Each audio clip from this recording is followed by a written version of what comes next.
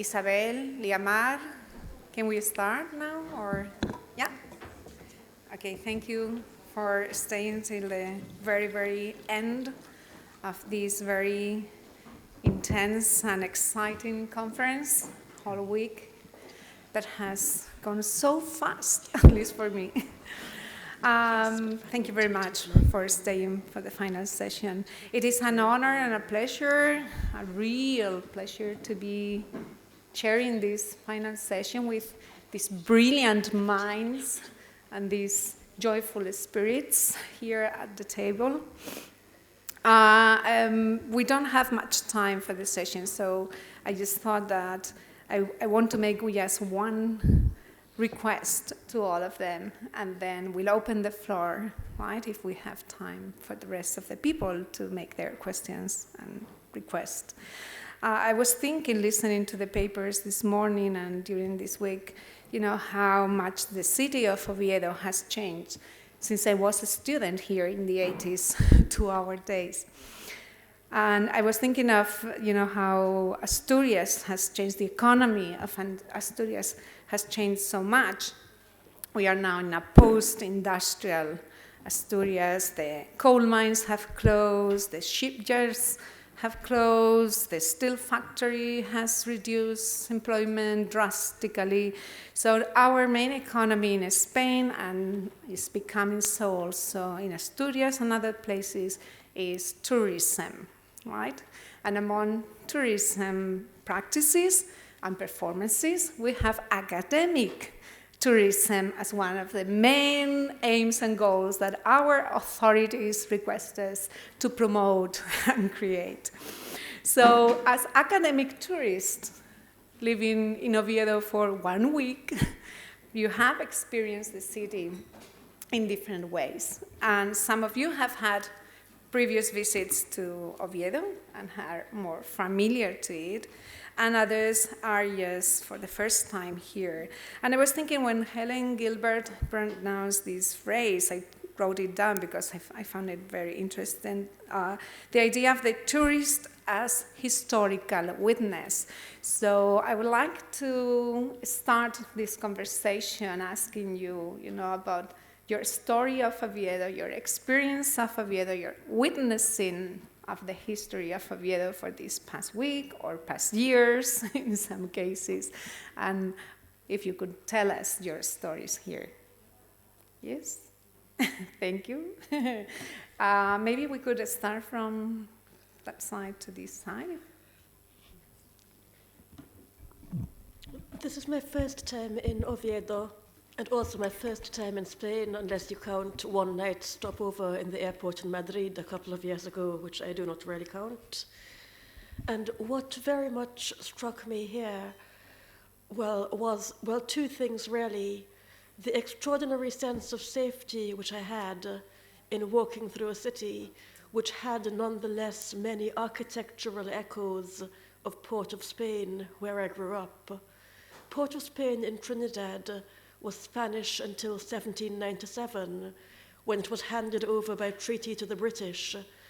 However, the city was mainly built by the Spanish and also by the French, because Rome de Saint-Laurent, towards the end of the 18th century, obtained a cédula de populación from the King of Spain to settle French Catholics. This means that the city has got, if you ever visit or have visited Port of Spain, layouts with squares or plazas and houses with verandas, echoes which are very reminiscent.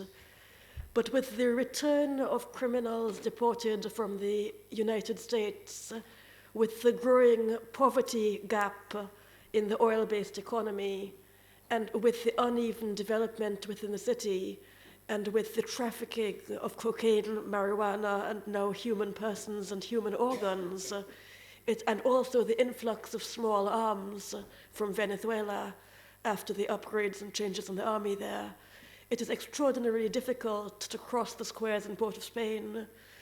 So it was like a kind of nostalgia and also a sort of happy regret or happy doubling with which I repeatedly crossed the very beautiful San Francisco Square and others, because I was thinking, this looks like home, but it does not feel like home. I can see children, I can see people with dogs off the leash. There's a kind of liberty here which I wish could be exported. Lovely.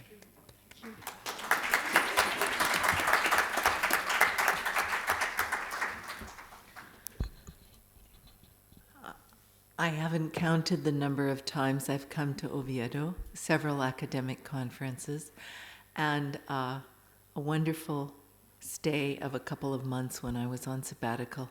And I lived in a little flat and managed to write half a book that still isn't finished, but will be.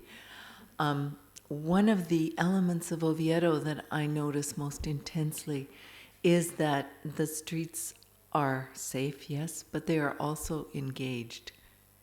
And on an earlier visit, we were walking through the street and came across some of the workers from the old Ike factory who were protesting. They were sitting in the street and they were sitting on the scraps of clothing that they sewed, and they had lost their jobs, and they were protesting. What was most wonderful to me at that moment, the police were there and they were getting ready to remove the protesters. And what was most wonderful to me at that moment was the people on the street came and stood and watched them. And the police would say, "What are you doing here? Get out of here." And all the people just said, "We're watching so you won't beat them." The other day, I was coming out of the hotel and I heard whistles, and there was another small protest. I think it was a labor protest, but my reading of Spanish isn't great, in front of the Oviedo sign. And again, I saw people taking responsibility for their city, taking responsibility, I think, for the working conditions of the city. So to me, it isn't so much as a place that I feel a tourist in, although I am a tourist very much, but a place that is engaged with itself. And the safety that you mentioned, Vani, I think is also coded in the way that the citizens do live on the street and own the street and own what matters. In an earlier visit when I was here with the writer Robert Croach, he said, it was 2 a.m, we were out somewhere drinking and dancing and having a wonderful time, and he turned to me and he said, with that inimitable way, that longing that Canadians have, because of course this doesn't happen for us, partly because of the weather, but for many other reasons, he said, "These people know how to live." Oviedo knows how to live.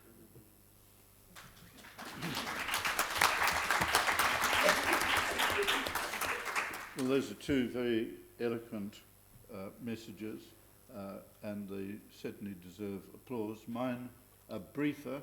I've only been here for a few days, and I've had time then to observe the seductive, I love that word, I picked that up a couple of days ago at one of the talks, and yesterday, and the seductive hospitality, it's been wonderful. And the other thing I've been confronted by, and I use the word confronted advisedly, I have been confronted by the food. It has been extraordinary. It's wonderful. It's done for me. I'm actually going to have to go back and go on a diet. Thank you very much, Oviedo, and all of you.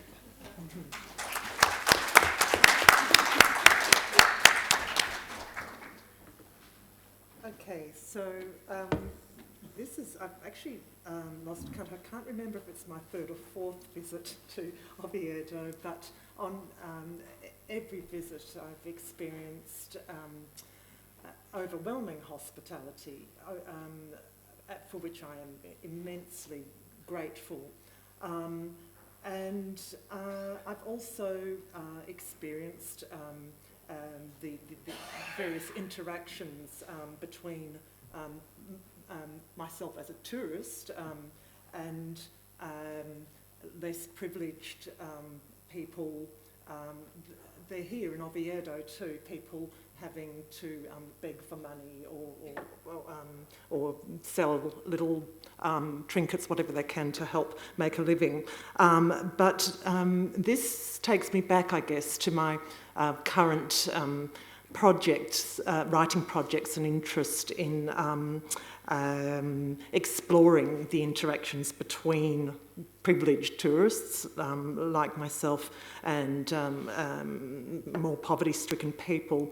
And back to my task as a writer, which is to discern these kinds of interactions and the individuals that operate at the juncture of cultures, and to try and give them space and a voice in my writing.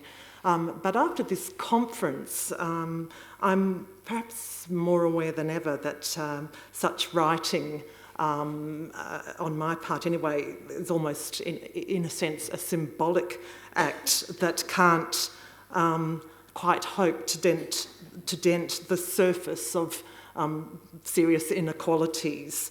And so we've heard this in many of the excellent talks that have been given, the photos of Javia's that we have seen.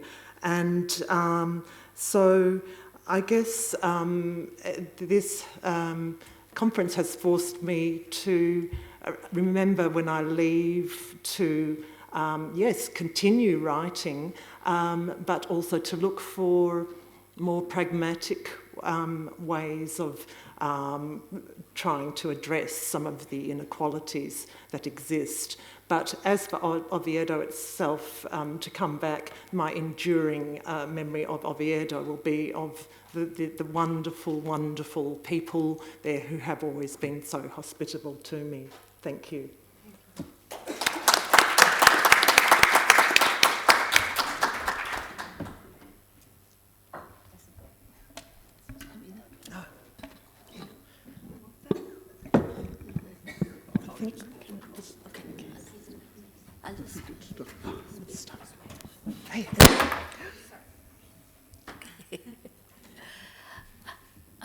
This is my first visit to Oviedo, and like all the other places that I've ever been to in the world, I approach a new place with a sense of excitement and curiosity, a complete lack of expectation of anything. I have no preconceptions of any place. I just go there and let the place sort of take over, and whatever might happen is part of my experience of that city, of that town, of that country.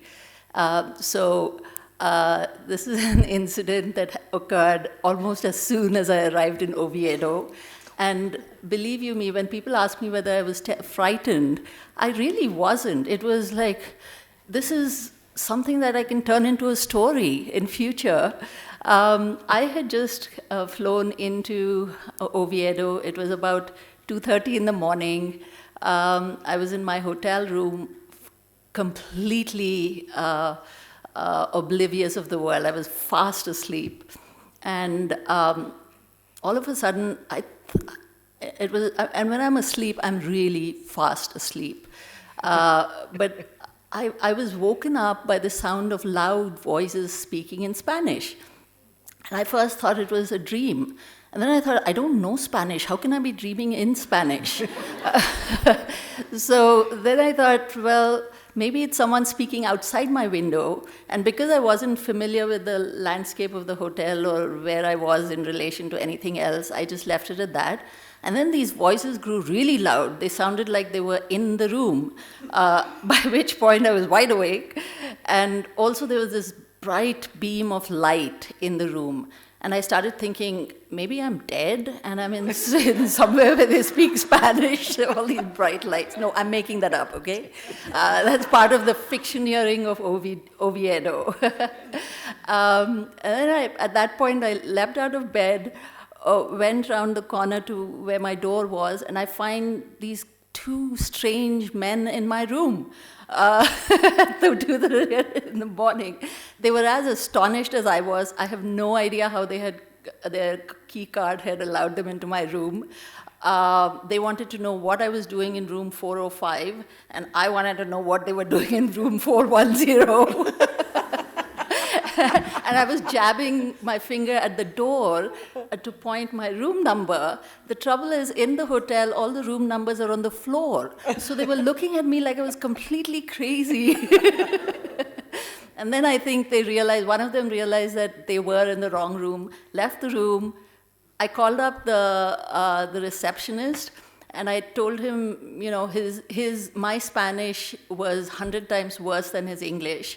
So the communication was quite bizarre. So I told him, there were two men in my room. And he says, Madame, you want two men in your room? No. There were two men in my room now. He said, which men? I said, I don't know. So there was this bizarre introduction to Oviedo. So this city is forever part of my mental landscape, my fictional landscape, my life. And I want to come back here to find out if there are going to be other people coming into my hotel room.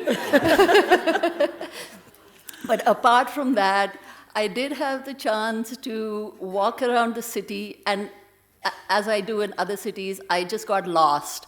And it was wonderful because I knew eventually I'd find my way back. And I loved this feeling of a beautiful city surrounded by hills, sense the layers of history. There were these old stones, old walls. I don't know much about the city. I'm going to find out a heck of a lot more now.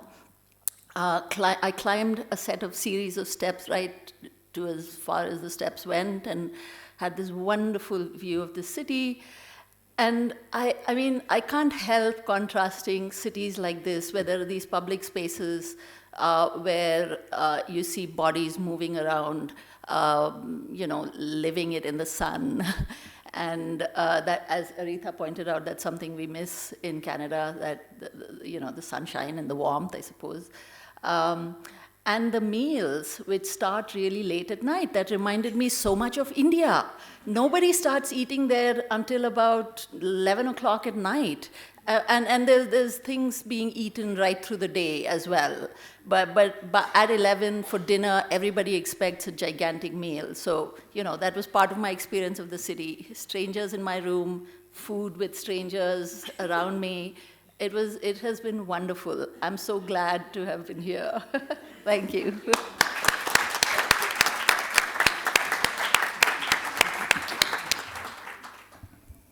I'm sort of aware that my impressions would be very superficial. The thing about being a novelist is you need time to really think and think about this place. If you ask me the same question maybe 5 years from now, I could say something meaningful. It's nice, it's clean, the natives are fairly peaceful, maybe even civilized. I think, and I don't mean to be crass here, but I'm still baffled by the sculpture of the double S that faces, if it's even an ass at all. I mean, I stood there this morning just trying to understand it, and I don't get it. And I suppose, in a way, it's a symbol of being in a place for such a short period of time. I mean, most of my interactions have been with you guys here as opposed to any real meaningful engagement with the locals. So I can really say I've had a positive experience and I've enjoyed it, the food, the architecture, the history, etc. But I would be lying if I could say I can give you like a real meaningful account of what I've done here. I bracket everything under touristy. Yeah, thank you. Thank you.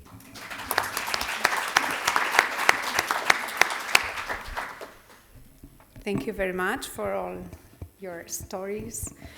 of safety, engagement, hospitality, seduction, adventure, risk even.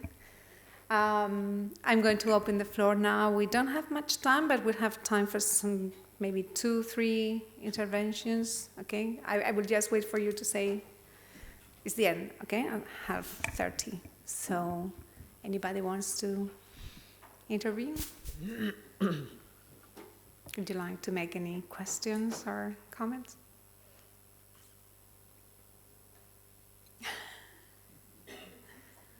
You're too tired? They've had enough of us after 5 days. After the long nights with the late dinners.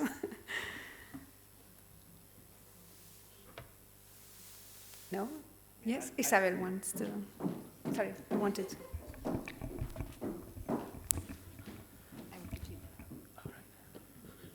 This is for Tendai, for the double ass he's asking about.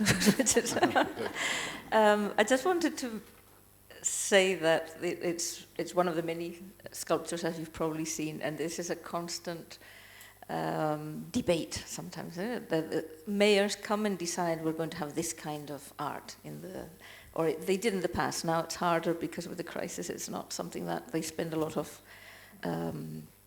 money on. But there was one decided, oh, well, we'll have very, very avant-garde art and we'll have this or that. That is done by the same man who did The Traveller, who sits with his suitcase or stands next to his suitcases in another place, which you might have seen. And I think everybody else is just as baffled, probably. And there were, as you can imagine, lots of debate because it's in a very central place and all this.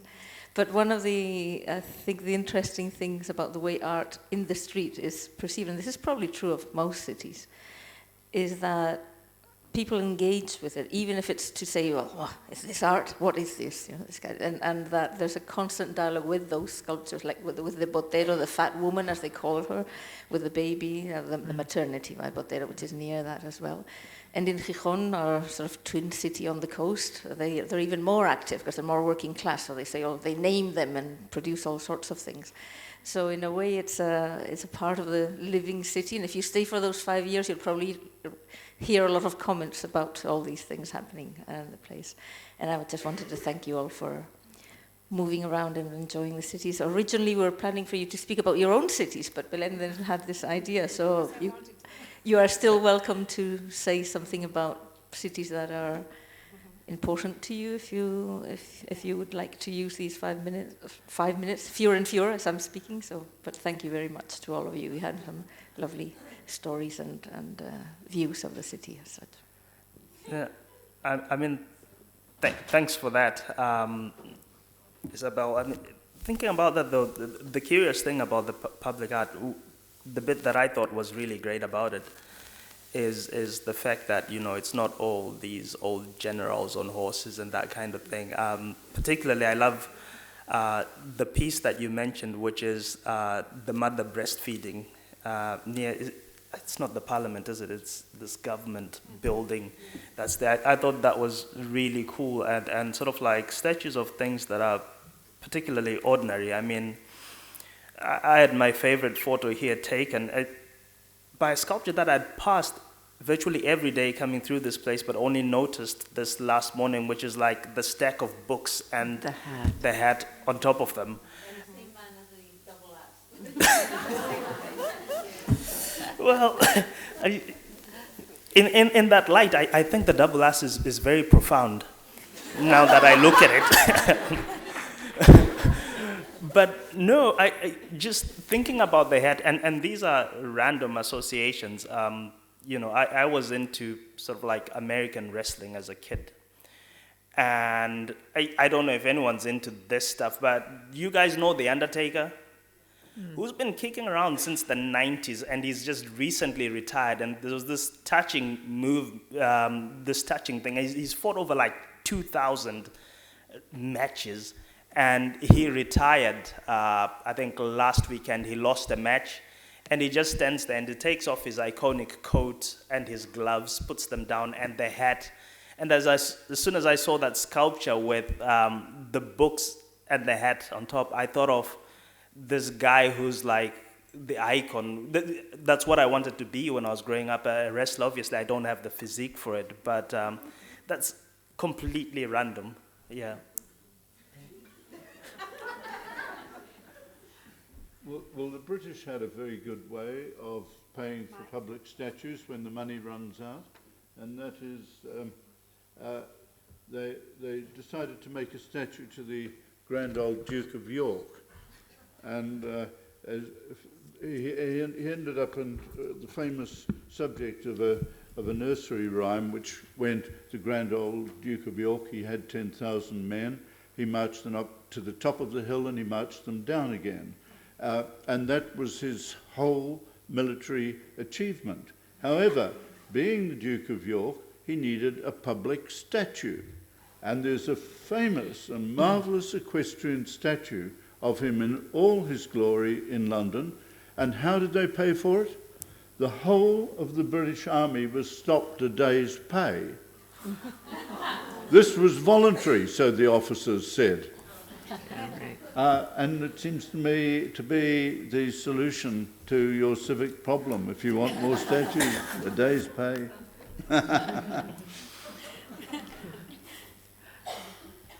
I think the public art here is astonishing. It's beautiful, and it occurs at moments that are always captivating.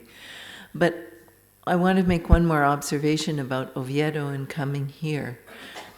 When I leave and people say, "Oh, where are you going now, Aretha?" I said, "Oh, I'm going to Spain." And then they say, "Oh, you're going to Madrid." And I say, "No, I'm not going to Madrid. I'm going to Oviedo." And they go, "Huh?" And one of the elements of this city that I love so much is it is like my home city and like many other cities that I visited, almost a secret city. It's not one of the major cultural icons of the world, but it is its own cultural icon.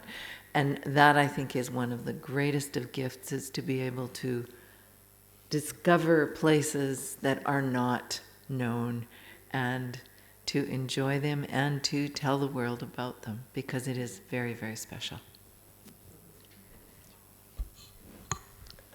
A somewhat frivolous observation. I always thought that rhyme about the grand old Duke of York symbolically encoded homosociality and queer love in the military. And I was very surprised when I grew older to realize that wasn't obviously the case, perhaps. But it strikes me that my experience of walking around the city feeling safe is grounded in a particularly gendered bodily experience, which is as someone in an apparently female body, and I automatically assess my personal safety. I do not feel entitled or privileged to walk around the city as a flaneur and own the streets. And one of the ways I have assessed cities traveling as a writer is how long does it take when I sit down with a notebook before somebody harasses me? It was a few seconds in Milano Centrale, a few minutes in Florence, never in Istanbul, oddly enough never in Bombay, but I'm not quite sure why that is. I've never tried it in Port of Spain. I've actually never tried it. And I'm glad to say it was never here in Oviedo. But I do wonder, however, about that mental assessment. There's also friends of mine who identify as transgender or who describe themselves as effeminate males tell me they automatically assess their safety moment by moment. What happens if I cross the street? What happens if I enter the square? Can I go into that bar? So I would like actually people here to reflect on their own particularities and how they intersect with the city, and what are the assumptions behind the assessments that we automatically make as we move from place to place, moment to moment. Thank you.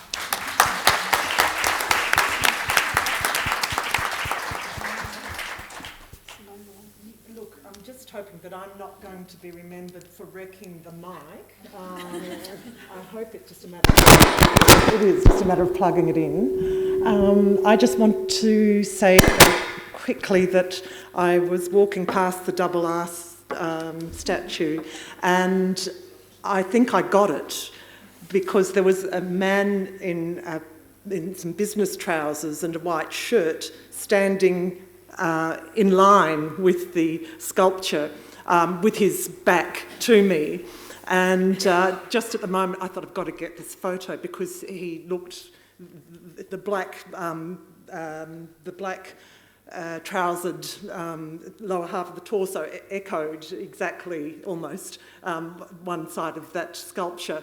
And he was speaking on a mobile phone, and the minute I took the photo, though, he heard the click and he turned around. But I, for a minute there, I thought I understood the sculpture. And I'm going to let Anita speak, because I think time's running out, yeah? Well, I don't have very much more to say, because my perspective of the city is also that of a visitor. I like the fact that I can wander around feeling absolutely safe, and that as long as I lived in India, that used to be an experience that I never had, because I remember in India, when I was to be a woman in India is to have to fight your way through crowded streets. You have to make sure that you're home before it's dark. That used to be, and it still is, something that mothers tell their daughters, make sure you're home before 6:30.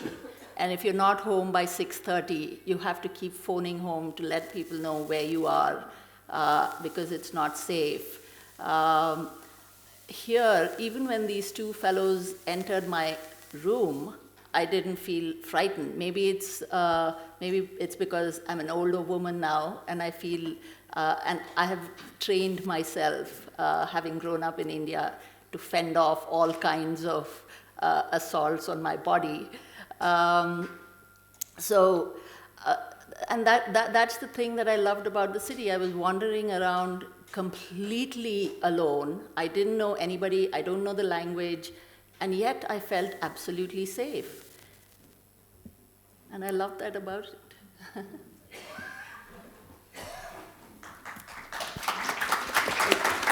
It could, of course, just be a perception, since I've been here for just a few days. I might be completely wrong. I think someone wanted to speak at the back, no?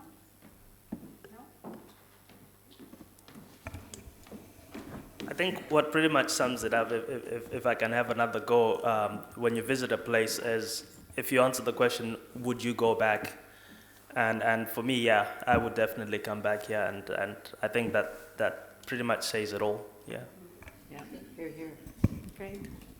Thank you very much. Thank you for your responses, and as Isabel was saying before, the idea was that you would talk about your cities, although in some other sessions you had already introduced your cities in the readings and the conversations, and I was very intrigued by the reaction, the response to the city and the performance of the urban here, and that's why I had this request for you. I think we are running out of time, and it's time to close the conference. So thank you very much to all the writers and to all the participants. It's been lovely. Thank you very much.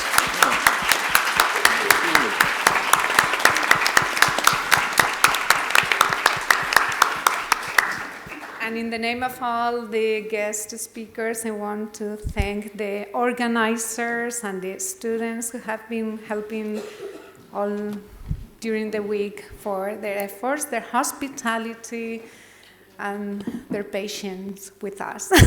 Thank you very much to all of them.